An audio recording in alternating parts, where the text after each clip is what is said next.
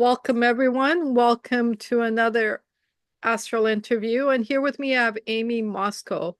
I had the great pleasure of meeting Aimee Mosco. Joshua Shapiro introduced me to her when we did our panel of crystal skull explorations. And I encourage everyone to find that on the website and watch that as well to learn all the amazing things the Joshua Shapiro's crystal community is doing right now and what they have to share. But right now we have Aimee here, and let's ask Aimee a little bit about herself. Can you tell us, Aimee, a little bit about yourself, about your past, your where you grew up, maybe, or a little bit about your life? Okay. You want past life or you want Well, this life? we'll get there, I'm sure, if we're meant to. Okay. All right. Okay. So I'm Aimee Mosco. I'm co-founder of a company called Intentional Healing Systems. But I grew up in New Hampshire on the East Coast, and I'm in California right now. I'm in the California desert in Southern California, but I grew up in New Hampshire. So it's like living on a different planet, living in the desert in California. It's like a different planet from Southern New Hampshire. But yeah, I grew up, I was a very sick child. I mean, I came out of the womb and I wasn't quite right. I was like, I don't think I want to be here. But I developed lung problems. So from between the age of 2 and 7, I was in the hospital 24 times. I spent Wow. most, well, a good part of my childhood in the hospital. So it gave me a little bit of a different perspective on things. It became normal to think I might die tomorrow, which is maybe not a normal thing for a child to be thinking about. But for me, that became my world. Right. So I was focused on maybe other things. I had an imaginary friend, like an imaginary friend, from, as far back as my And you parents. still remember your imaginary friend? Yes, I remember Lovely. all the details. I remember he was like a towhead. He had really blonde hair and like really light eyes and white skin. Like and I remember the sound of his voice. And my mother, fortunately, was very indulgent of me. She didn't try to tell me, no, you don't have an imaginary friend. She'd like make room for him at the table when we'd have dinner and in the back seat of the car, move over, because his name was Benny Stoodle. That Uh-huh. was his name. Wow. Yeah, but he was with me. He was with me through all of the trials and tribulations. I remember like sitting in the corner of my living room behind a rocking chair when I couldn't breathe, and he would sit beside me and tell me stories. He told me how he died, and Oh, so it was a spirit. yeah, definitely. And he even gave me some information. Like he told me that he grew up by a river, and behind his house, he drowned. His head hit a rock, and he drowned, and that's how he died. And so anyway, one day we're in the car. I was in the car with my mom, and I pointed out the window. I said, "That's it. That's where Benny Stoodle's house was." And she was like, "Right there? There's no river there." Right. Like that's he said that's where his house was. And so my mom, again being very indulgent, she went and she did a bunch of research. Like she pulled up historical maps and found out that like 200 years before that there actually had been a river there. So that was kind of a good family story, like a Wow, good amazing. material. Did she actually find Benny Strudel? No, That would no. have been interesting. Yeah, I don't know that she ever looked for him. Maybe she did, but no, she never found him. But yeah, that would be an interesting project, actually. Yeah. Yeah. Wow. It's interesting because I interview a lot of people, and it seems that the people that I interview, many of them have had such interactions with spirit, and they had childhood illnesses and fatalities potentially. And I believe it's part of what opens us up to, Yeah, you know? yeah. I believe that because I mean, I think children anyway kind of have one foot on the other side. Mhm, mhm. But then when you're faced with your own mortality, I think it changes your perspective on things and maybe even your parents' perspective on things. They're not really worried about correcting you, with respect to having a spirit friend. I mean, there was some comfort that came with that. So yeah, I could understand. I could see that. I could see Yeah. how it develop into maybe abilities later on or something. Yeah, so you weren't well, but you got well, obviously. So what changed? What do you think happened? Well, really, I mean, I was joking about not wanting to be here, but I think Yeah. that changed. I think I decided that I really wanted to be here and I really wanted to have, an embodied experience. And you know, and I just got better. I mean, really, I That's was amazing. yeah, I wasn't sick throughout the rest of my childhood. I mean, it was like I did every sport and I was engaged in everything. So I kind of lived life to the fullest after that. But I disconnected from my intuitive abilities. It's like, I just kind of, Yeah. I didn't have time for that. It was too weird. And, I just was kind of a normal kid until I wasn't, you know. Okay, so we have to ask what happened to bring you back to your Okay, well, it took a long time actually. It was like in my late 30s before I started stepping into abilities again. It was like I lived my life and I was, quote normal, whatever that is. But I always had a fascination with the spirit world and spirituality, and so I don't know. I was in my late 30s and I was sick again. It's like I had this chronic illness that no doctor could diagnose. It's like I went to every doctor that I could, and they didn't know what was wrong with me. They diagnosed me with terrible, like, life-ending diseases, but nothing was right. right. So I went to a naturopathic doctor and a homeopathic doctor.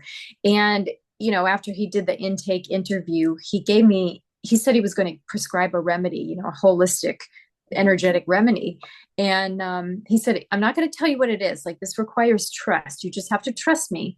I'm not going to tell you what it is, but, you take this and then we'll have another meeting and you'll let me know what happened. And I was like, he's not going to tell me what that is. That's not okay with me. I don't trust that. So I stuck it in a drawer and I left it there for like 2 weeks. But it kept, it's kind of like, it kept calling to me, like, take me, take me. So finally one day I just opened the drawer, I opened the vial and I just poured it in my mouth and closed my eyes. And it was like everything behind my eyes just turned this wild cobalt blue color. And I felt like it was like the image that I saw was like a door opening. And that was kind of the beginning of stepping back into my abilities. I was like, whoa, what just happened? Like, either I've lost my mind or something, like something's about to happen here. So so then what happened was I started noticing, I was seeing things in people's body, like I was seeing energy in their bodies. And that progressed into, like, when I'd look at someone, it was like this computer generated matrix popped up in my mind. And then I could see colors in the matrix. And I didn't know what I was like. I really thought that In I your was, mind's eye, right? Not on the yeah, no, in my mind's eye. I mean, I could see it even with my eyes open. I could see yeah. that Yeah, computer yeah. looked like a computer model of a human being. Right. But there were all these little lines, and then these colors would show up. So I tried to ignore it, but, I mean, that was totally fruitless. And so one day I was talking to the doctor, and I finally, well, actually, before I talked to him, I was on my way to LA to visit a friend, and I was on the phone with her while I was driving, right? And I'm talking to her, and this computer generated matrix pops up in my mind. It's amazing I didn't drive off the road or, uh, whatever. It was fine. It was safe. But I hear you. I hear you. right. So I'm talking to my friend and I see this matrix pop up and I see, like, her knees look like they're on fire. There's this red energy just pulsating. But the left one was, I think it was the left one, it was like pulsating wildly. And so I said to her, are you having any trouble with your knees? And she said, she's total drama queen. She's like, oh, I can't believe you asked me that. Yes, my knees are killing me. My right one hurts, but my left one is just killing me. Right. I was like, oh, okay. So this is not my imagination. Like, this is something here. Anyway, so I had seen that in the doctor when I was talking to him, but I was afraid to say something. So I didn't say anything, but I talked to my friend about it and she said, you've got to tell him, you've got to talk to him and find out what the heck is going on with you. Like, where did this come from? Right. So I said, all right, I'll do that. And I did. And the same thing with him. I said, here's what I see. Tell me if there's any validity to it. And he said, yeah, absolutely. Hit the nail on the head. He's like, but let me ask you a question. He's like, because you can see this, he's like, you must be able to do something with it, right? Don't you think that maybe there's an ability connected with it? And I said, well, I hadn't thought about that, but maybe. So anyway, that was kind of the beginning of the journey, um, out And of the normalcy. so, okay, so tell me a little bit about what you saw in your mind's eye when you had the homeopathic, like you said you saw like a blue. Mm-hmm. Do you do you think it was as a result of the homeopath, or is it a result of the thought you had, or that kind of, because you kind of let go, right? You let go of the fear, and you just like went and dumped all those Yeah. little pills into your mouth. Like that takes courage, right? From no, I'm not going to touch it, I don't know what it is, to okay, I'm just going to do it, right? That's like letting go. And do you think it was that, or do you think it was the actual homeopathy? I think it was both. Right. I think it was multifaceted. But I understood. He did ultimately tell me what the remedy was, and I understood afterwards why he didn't tell me what it was, because it was homeopathic cyanide. It was poison. Uh-huh. Right. So, but I think it was both. I think just letting go and saying, okay, I'm going to trust here, that allowed me to interact with the remedy, and that door opened in my mind. Right. Was holding me back, you Yeah. know. Yeah. So I think it was both. Okay, so now you have your intuition back. Were you now willing to let intuition flow in more and more? I think I was, but I think I tried to control it a little too much. I got hung up on the idea that, okay, I must have this ability since I can see these things. What am I supposed to do with this? I think I Yeah. you know Intellectualize it. intellectualized it, exactly. So I think I kind of blocked my own progress a Right. little, because what came after that was even more fantastic. It was like, okay, I discovered this ability, and Oh, my hands started to burn like they were on fire, and I was like, okay, really, now I'm really going crazy, right? But then I would put my hands on people, or I'd stand next to someone, and their pains would go away in their body. So it was like that was the real point of all this. The intuition was good, but it was the ability that was starting to awaken in me, that was like the good stuff. yeah, the same thing happened to me. I met with a friend of mine and we had tea, and then he shared this experience with me that he had about a car accident, and how he was in this car accident, he was burning. And I left there thinking like how he must have felt. Like I wonder how he must have felt. And as soon as I had that thought or that need to know or whatever it was, all of a sudden it was like I kept burning myself, and I kept burning myself, and I kept burning myself. And Mm. then to the point where it was so burny that, like, what the hell's going on?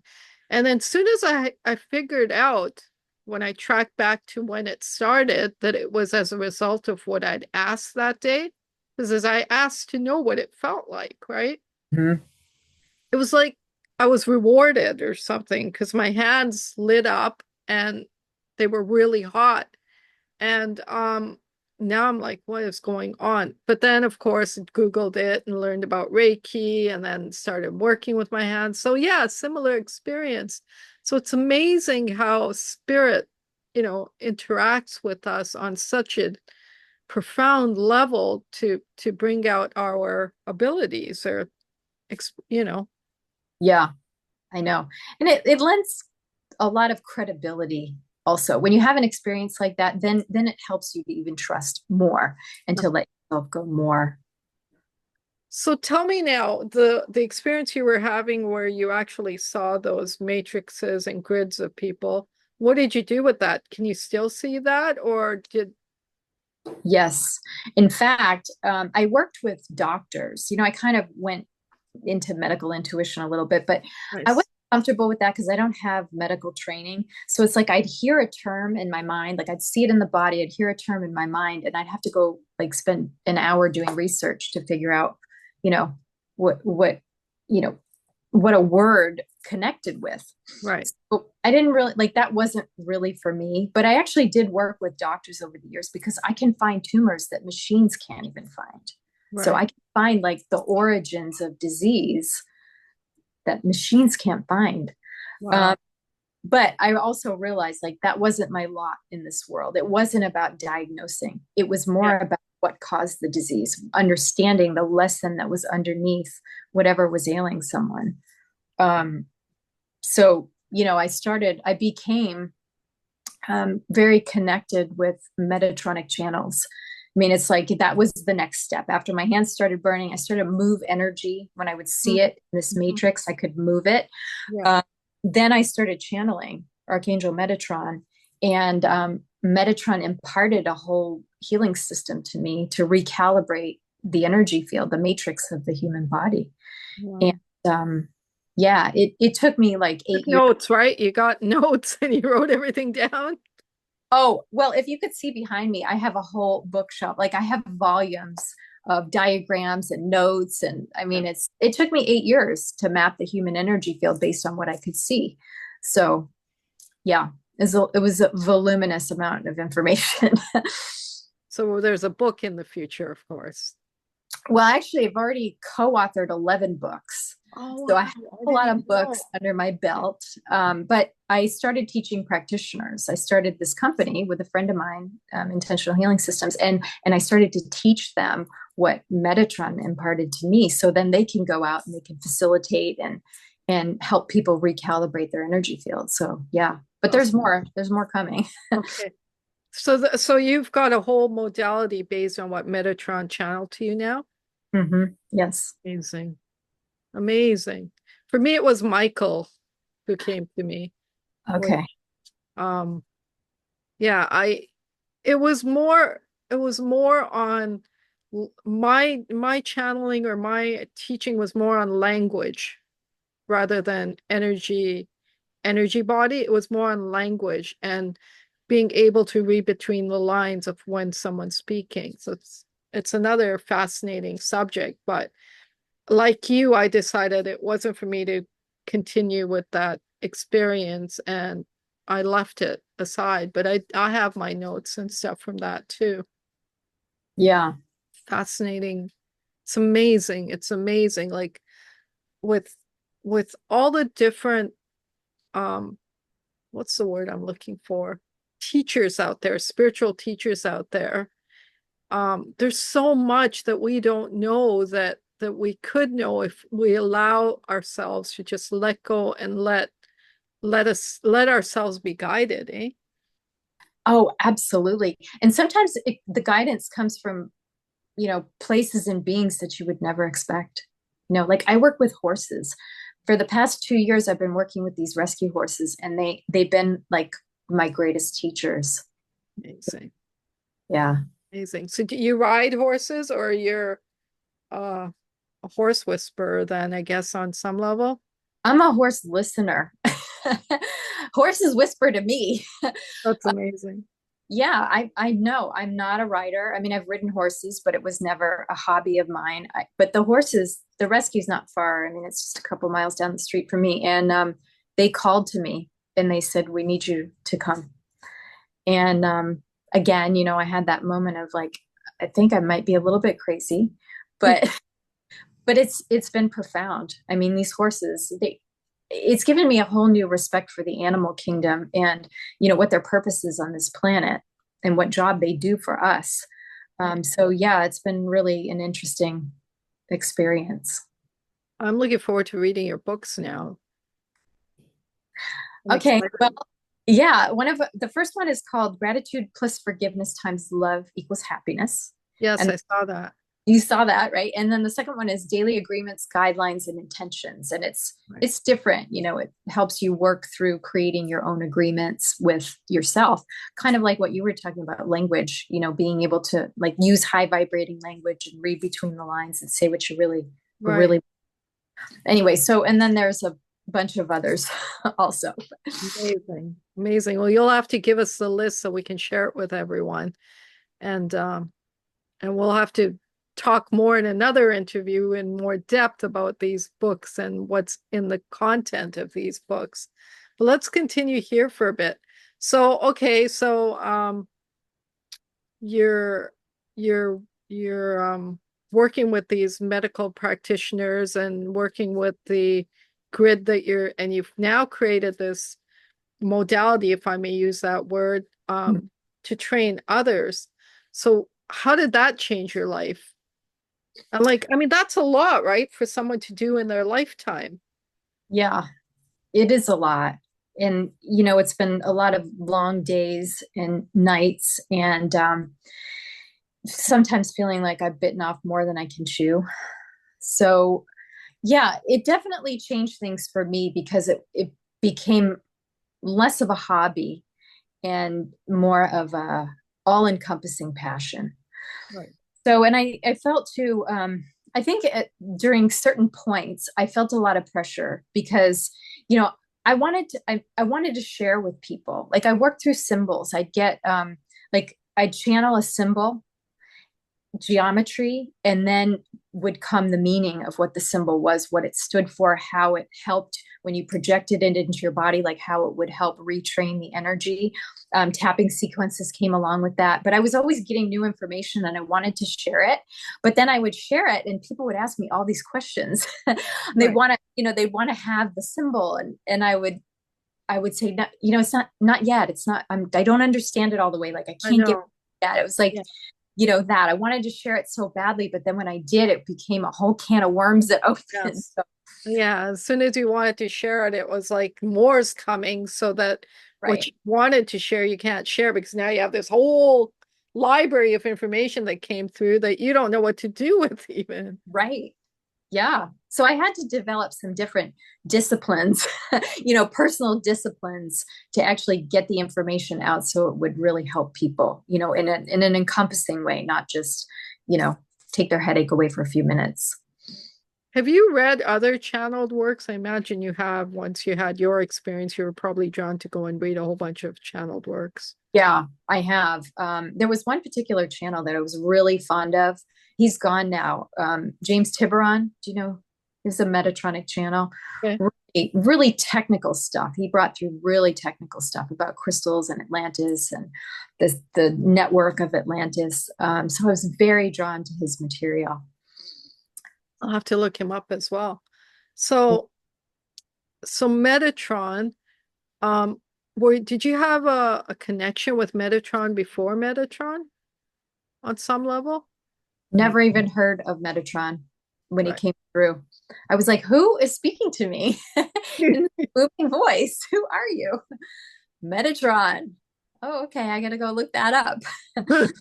That's amazing. Yeah. So then the next obvious question is, how does Aimee get introduced to crystal skulls? What's the story behind that? Okay. Well, I think I have to credit James Tiburon with that because I followed his work and I was very interested in what he had to say about Atlantis and also how the skulls function in Atlantis. I became interested. And then I know, hopefully your viewers will watch the video, the Joshua video. Yes. They tell the story about connecting with the Bimini sphere, which is very connected with the skulls. But yeah, so it was James Tiburon and his account of Atlantis and the crystalline skulls that really got me interested. And then I actually had the opportunity to meet Max, the crystal Yeah. skull.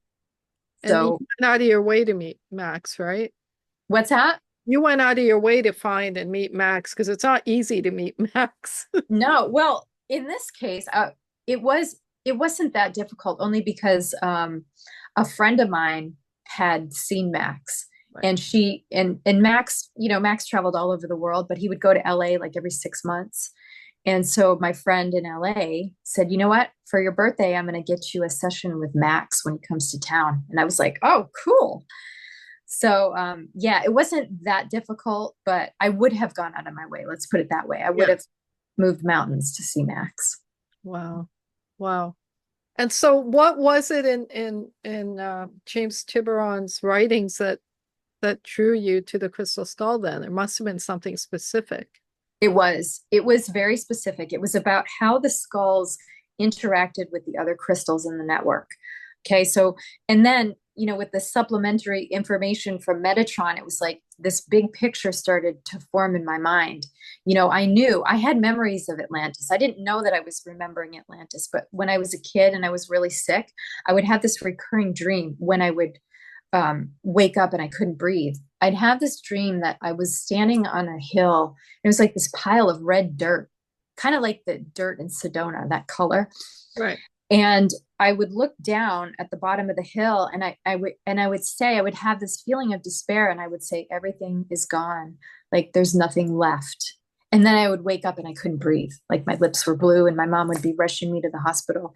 Oh my I God. had that dream for years as a child, but I never knew what it meant until in my late 30s, after I started stepping into my abilities and taking like every class I could get my hands on. I went to a class. I wasn't even interested in Atlantis, but one of my favorite teachers was teaching about it. So I went to the class, and what she described was my dream. Oh And my I God. was like, son of a gun, like that's what it was. It was about the fall of Atlantis, and what I felt at the end there, that's what was coming back to me. And then so I really started to get interested, or more deeply interested, in what Atlantis was all about and how the crystalline network functioned. And so Metatron came through and he said, now the reason why you're so connected with this information is because you were like one of the engineers that helped to set it up, and you're going to do it again. He said, Huh. you're going to do it again. And I was like, what? Are you kidding me? I don't think so. Like I was a handbag designer at the time. I'm like, I make handbags. Like, And yeah, so but then I started getting technical information about, okay, well, skulls were called recorders. They held all of the memories of everything that happened. And then there were generator crystals, and then there were distributor crystals. And so he started to explain to me how all of the pieces fit together, and how the generator crystal would pull information from the recorder crystals, the skulls, and then move it to a distributor crystal, and then it would be sent through the network of Atlantis. So people had access to information just by connecting with this. They called it the crystalline satellite network. And so you could download to your body like a healing program, just from plugging intentionally into this system. so like crystals were the computers of that day, I guess. And Yep. isn't that amazing, eh? Yep. Yeah. So my fascination with skulls just became, monumental at that point. And I have them all over my house. Even my husband, who didn't know me, well, he did know me, but we weren't reconnected at the point I stepped into my abilities. When we reconnected, he showed me he's got 13 skulls tattooed on his body. And I was like, okay, there's another sign right there. Like crazy. Yeah. And what was his motivation to get 13 skulls tattooed on his body? That's a good question. I'm going to have to ask him that. I know that he really has been fascinated with skulls. Wow. And I mean, I think maybe his reasons for being fascinated with skulls are probably the same as mine, but I haven't actually asked him that question. I should. I will. Yeah, you should. Yeah, there's an interesting parallel here, but we'll have to get to that later another time. Um, so okay, so tell me a little bit about your healing system then. And well, first of all, tell me about how you experienced your healing system for individuals, just, you and another individual. I know you use Reiki, but your Mhm. matrix system, like when you saw it and you figured it out, like how did you um how did you figure it out? Like how did you figure out what the formula is of what you're experiencing or seeing? Well, it was like my body, I use my body as the guinea pig. Right. So one day I was just laying down because I had a little bit of a headache, wasn't feeling that great. And then Metatron came through and he said, okay, tap here, tap here, tap here, tap here, here, here. And it was like a series of 12 different tapping points. And then my headache was gone. I was like, oh, whoa, okay, what just happened? And then he went on to explain that you can actually undo energy patterns. You can undo the energy pattern that causes pain or the blockage that causes pain in your body. You just have to understand how that energy pattern was formed. You have to see the points that connected in order to form that blockage or disease or whatever it was. So, what he did was he gave me a series of tapping sequences that would undo the major energy patterns in the body, like the top level, like energy patterns that connected with your belief structures, and then energy patterns that connected with your thought patterns and your emotional reactions, and then energy patterns that actually held your cells together. Right. And so there was a lot of experimentation. And even like I started doing these activations with people. I take them through all of the tapping sequences, which it's a lot. I mean, it takes like 2 hours to get through all the tapping sequences, but they would have these various reactions, like without even knowing that what they were doing was dismantling energy patterns. They would say, I feel like I'm coming apart at the seams. You are. Hang on, we're going to put you back together, but we first got to take you apart. Right. So Wow. so Amazing. that's how the system is administered. It's intense though. It's very intense. And you've written about this, so I can read it somewhere, right? Well, I've written the instruction manuals and the consumer manuals for using the system. That particular book with all of the tapping sequences, I haven't released it. I've only released it to practitioners because Right. it has Gotcha. to be used in a very specific way. Amazing. Amazing. Okay, so let's talk about your practitioners then and how you decided to have practitioners. I guess because you felt that um, you're not enough to get this out there or get this system out there. And I guess Metatron was on your case to get it out there. Yeah, he was cracking the whip a little bit. um, it wasn't my idea at first, but I always, I started doing healing work. I did it for 3 years for free, as I was kind of putting the particulars of the Yeah. system together. I Right. just said, you know what, I want to learn. So anybody who needs help healing, come and Yeah. you know, get healing from me. So I worked for free for 3 years. And I noticed that every person that landed on my doorstep was a healer themselves. So I became like a healer to the healers.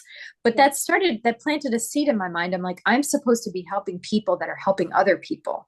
So I kind of started on that trajectory by accident. But then what happened was a friend of mine, she wasn't a friend at the time, but we became friends through studying this system together. She said to me, you have got, like, let me bring this to my people, like teach me how to do this and let me bring it to my people, because it needs to get out there. Like, you only have two hands and one body, like you can't do it yourself, like let me Right. help you. And I said, yeah, okay, sounds good. And so that kind of started the ball rolling. And I, based on her observations and her feedback, I created, all the materials to actually teach a practitioner how to use the system. So that's Okay. began. That's how it began. And you must have multiple practitioners now and all over the world and doing this good work. Yeah, there are, it's a pretty small group at this point, but they have big followings. And they have personal relationships with their followers. I mean, this is a very but the system digs up a lot of personal stuff. So it's not something that I would really record on a video at this point and push it out like that. Like, it requires practitioner intervention and guidance. So these people that have come to take the practitioner course and now are distributing the materials and doing the activations with people, they're really like deep energy workers, They're um, dedicated and dedicated. Yeah. just to this modality and their passion is this modality, obviously. Yeah, but you know what? I always say that this modality is meant to be used with other things. It Yes. only makes other things work better and vice versa. Yeah. So all of them have other modalities that they teach and that they, administer activations with as Right. well. Right. Yeah. Wow. Fascinating, Aimee. It really is. And like when you think about one person's lifetime, like you've accomplished so much in your lifetime. And like, it's not easy to stay motivated and stay passionate about something, to follow it through to completion. And you've done that. And you've not only done that, but you've trained others to do that as well. And so hats off to you. Thank you. I appreciate that because I think sometimes I lose sight of that. It's like, oh, I haven't done enough. I have to do more. Like there's always more. It always feels like there's more. Yeah, I know. I always feels like there's more too, but aside from that, but just think about it. And just think about all you've done in your lifetime. And like, people's lives go by and some of them haven't done anything. You've done a lot. You've helped people, and your voice is getting out there, and your healing technique is getting out there, and it's going to help people heal. So, that's amazing. Yeah. And I love that you interact with crystals, and that you shared this crystal network idea with me. I mean, like, people need to understand that, there was a time when there was no such thing as computers or whatever, but what those things do for us in this time was still needed in that time. Like, a way to transfer information, a way to meet people, a way to network. And there had to have been another system. And why is it so far-fetched or impossible to believe that it could have been crystals? Well, I mean, look at technology now. Crystals are in all of the devices, Yeah, absolutely. right? They hold volume. IBM is crystal. Like, I mean, it all started with a crystal. The watch, we wouldn't have watches if it wasn't for crystals. Right. Receivers, Yeah, radio receivers. I mean, yeah, it's very, yeah, it's not, I feel like the technology of today is laying the groundwork for us to remember the technology of yesterday. This is absolutely. around. I like, studying others who are using crystals because this Metatron also told me that the way to impart this system with the activations is through a crystal.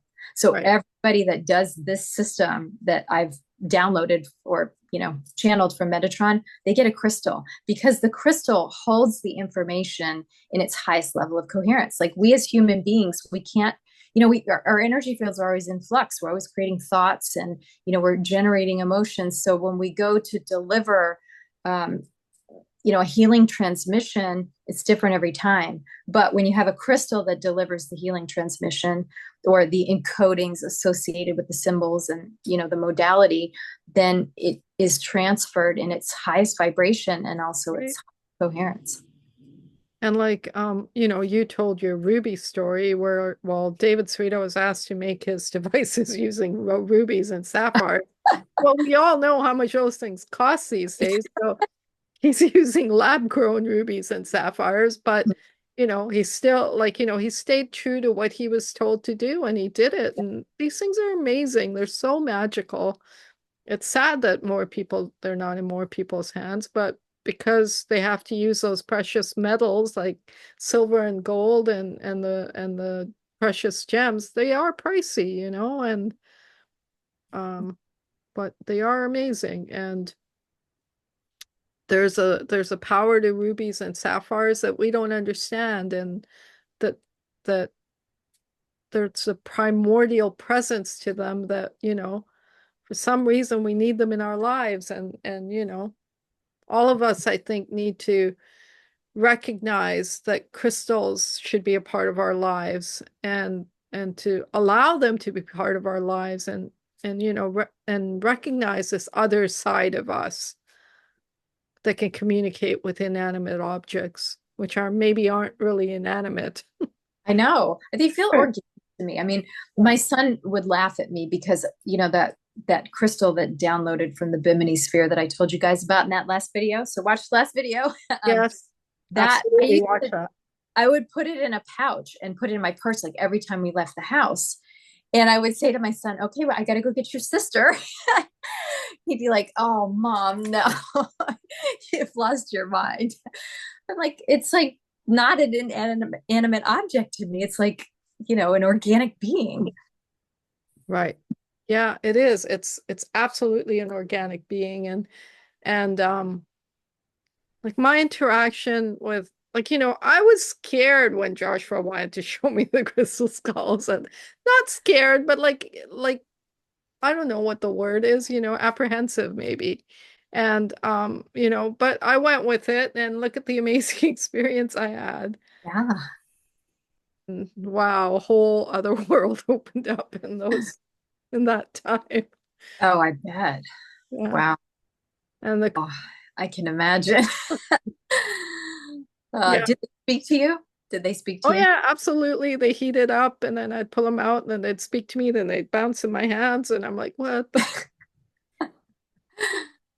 And yeah, and now, and I can sense them, I can feel them, I can sense the different energies of them, and I can talk to them. I don't know, some of us, maybe all of us are invited to explore this world.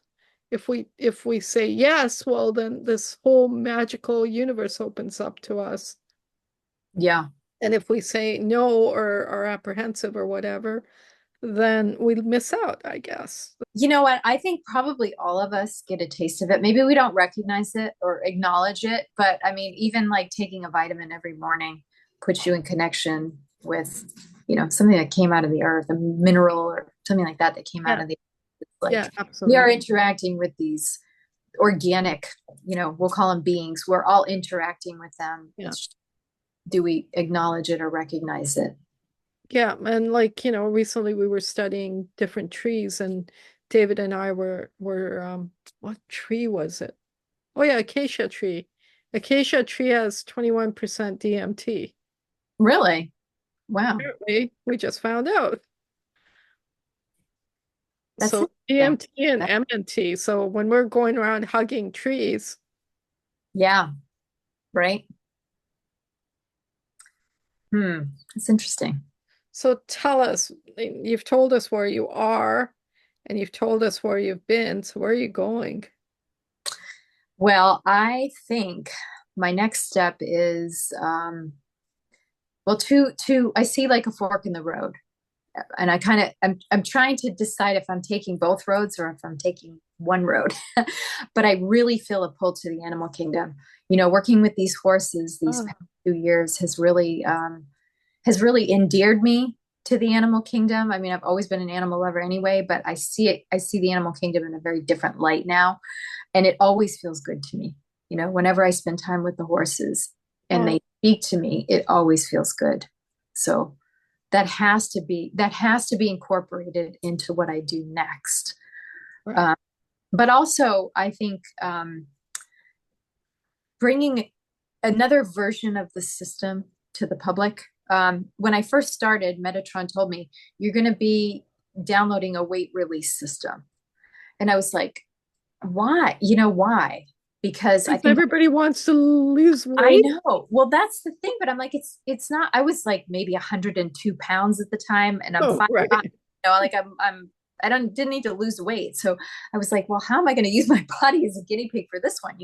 So, Right. but he said, look, it is like it's a spiritual system undercover when you deliver a weight release system. Right. And so I get that. I understand, like, even people that aren't super spiritual, they may be drawn to a weight release system that has a spiritual, underbelly, Right. um, even though they might not be drawn to the other system that's just purely spiritual. So I get it. But I feel like I'm being drawn back to that as well.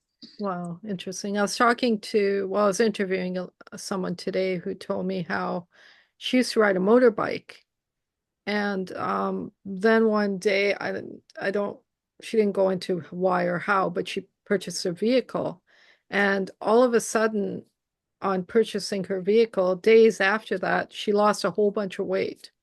Oh, And so the whole weight loss thing that she didn't understand back then was all because her body had needed that weight to protect herself because she was on a motorbike. yep. And so it needed all that weight in case something happened. But once she was driving a vehicle, like a car, that weight wasn't needed anymore for that kind of protection. And so she lost all this weight. Isn't that amazing? That is amazing. Yeah.